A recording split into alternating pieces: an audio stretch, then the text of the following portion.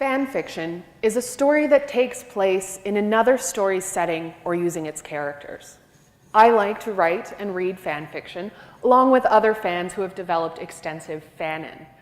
Now, in contrast, canon is the story as it's depicted by the people who work on the TV show. Fannin is the story that fans believe is true, whether or not anyone else believes it.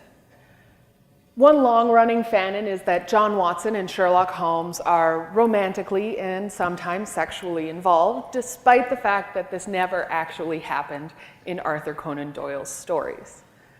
So in my research, I immerse myself in groups of fans like those for Sherlock Holmes in order to expose how fans negotiate between different Fannins and different canons, and how they claim authority for their own interpretations, whether or not those interpretations are valued by the show runners.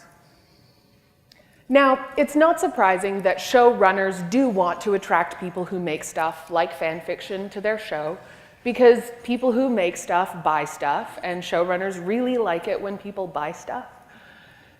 But what is surprising is how they go about explicitly inviting this engagement. And one of the ways they do this is by performing the role of fan fiction writers themselves.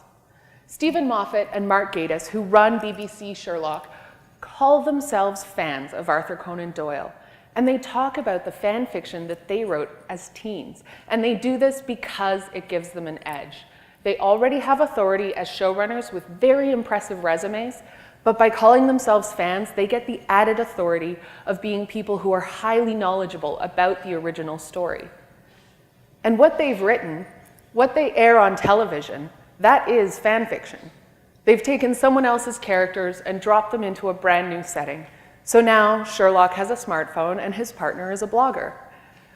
So this means that any other fan's interpretation is just as valid as theirs, right?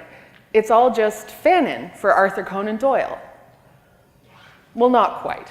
As older, affluent white men, they get to be called geniuses, and their work is considered canon.